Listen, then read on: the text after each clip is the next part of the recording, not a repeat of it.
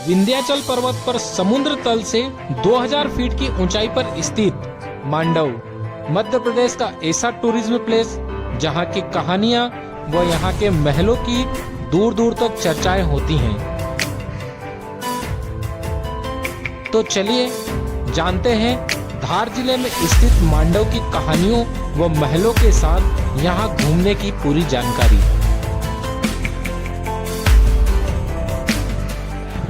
सुबह के बज रहे हैं 9 और अभी मैं पहुंच चुका हूं धार। मांडव जाने के लिए आपको धार से ही बस की सेवा अवेलेबल हो जाएगी। यहां से बस मिल जाएगी जो लगभग 40 से 50 रुपए में आपको मांडव छोड़ देगी।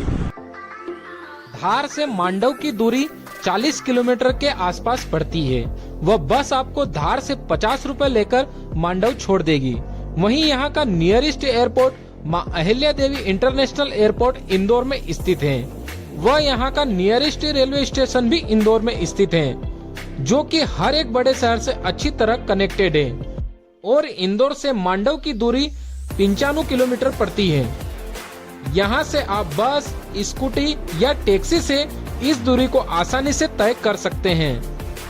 मांडव में मैं सबसे पहले कांगड़ा खो वाटरफॉल पर पहुँचता हूँ।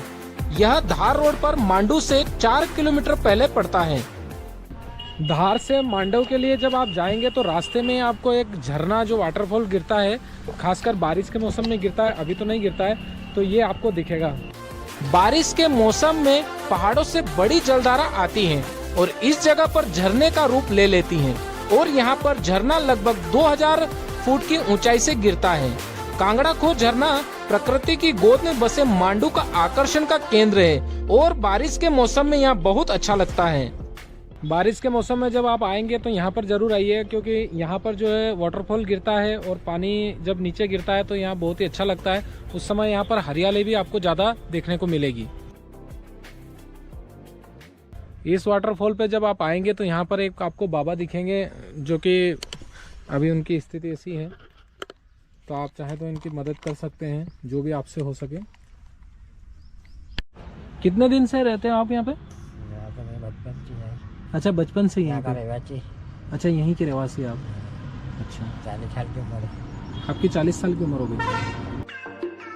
कांगड़ा वाटरफॉल को देखने के बाद मैं निकलता हूँ मांडव की ओर, जहाँ रास्ते में मुझे कई टूरिस्ट बस दिखाई देती हैं। वहीं इस पर्वत पर चढ़ते समय आपको किले के दरवाजे व ऊपर से नीचे के खूबसूरत नजारे दिखेंगे, जो आपके इस सफर को यादगार बना देंगे। मांडव में आपको रुकने के लिए कई होटल व रिसोर्ट मिल जाएंगे, जहां आपको 500 से 1500 तक अच्छे रूम मिल जाएंगे। व रेस्टोरेंट भी ऊपर मिल जाएंगे, जहां 100 से 150 रुपए में पर पर्सन आप भरपेट भोजन कर सकते हैं। व रास्ते में चलते समय आपको कई खंडर महल भी दिखाई देंगे। यहाँ घूमने के लिए कई प्लेसेस हैं और मैं सबसे पहले पहुँचता हूँ जहाज महल। जहाज महल के बाहर आपको खाने पीने के कई ढाबे दिख जाएंगे, जहां आप कम बजट में खाना खा सकते हैं। वह यहां पार्किंग के लिए आपको जगह मिल जाएगी। ऑफ सीजन में तो आप यहां फ्री में पार्किंग कर सकते हैं, लेकिन बारिश के मौसम में आप यहां घूमने आएंगे तो आपको यहां पर पार्किंग चार्ज देना पड़ता है। वह जहाज महल की एंट्री टिकट 25 रुपए पर पर्सन लगती है। जहाज महल देखने के लिए हमने 25 रुपए का एंट्री टिकट ले लिया है और अब देखते हैं हम जहाज महल कैसा दिखता है अंदर से। जहाज महल के अंदर जाते ही मैं पहुंच जाता हूं तवेली महल। तवेली महल में जानवरों को बांधा जाता था। महल के निचले मंजिल पर जानवरों को बांधा जाता था व ऊपर की मंजिल पर रक्षक रहा करते थे। इसलिए इस महल को शालाओं का भवन, अस्तबल, तबेला व जानवरों को बांधने की जगह कहते हैं। वर्तमान में इस महल को संग्रहालय व कार्यालय के रूप में इस्तेमाल किया जाता है। व इस संग्रहालय में कई प्राचीन मूर्तियां खंडित रूप में रखी हुई है। तवेली महल के सामने ही जहाज महल बना हुआ है। जहाज महल के सामने एक बगीचा व तालाब बना हुआ है। बगीचे में यहाँ पर पुरानी तोपें रखी गई हैं व इसी बगीचे में बैठने के लिए कुर्सियां भी रखी हुई हैं। वह तालाब के बीच में एक स्टेज नुमा बना हुआ है, जहां पर राजा की नृत्यांगनाएं नाचती थी। आप मेरे पीछे जो वो देख रहे हैं वो जगह जो कि तालाब के अंदर है, उस जगह पर जो है राजा लोग यहाँ पर बैठते थे और वहाँ पर जो है उनकी जो नृत्यांगनाएं रहती थी वो नाचती थी। इसके बाद मैं चढ़ जाता हूँ जहाज महल के ऊपर, जहाँ ऊपर से नीचे के नज़ारे बहुत ही खूबसूरत दिखते हैं। अब मैं आपको जहाज महल के ऊपर चढ़ के दिखाता हूँ कि वहाँ से नीचे का नज़ारा कैसा दिखता है। जहाज महल भारत के सबसे अनोखे स्मारकों में से एक है। यह 2 तालाबों के बीच बना हुआ है और इसकी वास्तुकला हिंदू शैली से प्रेरित है। पानी में घिरे होने के कारण इसकी परछाई जहाज जैसी दिखती है। जहाज महल को जहाज महल इसलिए कहा जाता है क्योंकि जहाज महल के आसपास दोनों तरफ तालाब है और दोनों में पानी भरा रहता है और बीच में बना है महल। तो इसी वजह से ये जो महल है ऐसा लगता है मानो जहाज की तरह पानी के अंदर तैर रहा हो। मांडव का इतिहास 8वीं शताब्दी में परमार काल से जाना जाता है। 10वीं और 11वीं शताब्दी में मांडव को परमारों के शासन काल में समृद्धि मिली। मांडव मूल रूप से मालवा के परमार राजाओं की राजधानी रहा था। उत्तर में मालवा का पठार और दक्षिण में नर्मदा नदी घाटी परमारों के इस किले राजधानी को प्राकृतिक रूप से सुरक्षा प्रदान करती थी। मांडव के खंडर और इमारतें इतिहास के उन झरोकों को दर्शाती हैं। जहाज महल को खिलजी राजवंश के गियाउद्दीन खिलजी ने बनवाया था। माना जाता है कि इस महल का निर्माण 15वीं शताब्दी में गियासुद्दीन खिलजी ने अपनी 15,000 रानियों के लिए करवाया था। इस इमारत की ऊंचाई 121 मीटर व चौड़ाई 5.2 मीटर है। यह सुल्तान का हरम हुआ करता था। बाद में मांडव इंदौर की मराठा रियासत के अधिपत्य में आ गया। यह महल रोजाना सुबह 7 बजे से शाम 6 बजे तक खुला रहता है। महल के ऊपर व नीचे पानी संचय करने के लिए भी कुंड की तरह बनाया गया है। जहाज महल में कई फव्वारे और कैनल हैं, जिनसे पानी बहता है। यह महल 2 झीलों कुकुर तालाब और मुंज तालाब के बीच में बना हुआ है और दूर से देखने पर ऐसा लगता है कि कोई जहाज तालाब के अंदर तैर रहा है।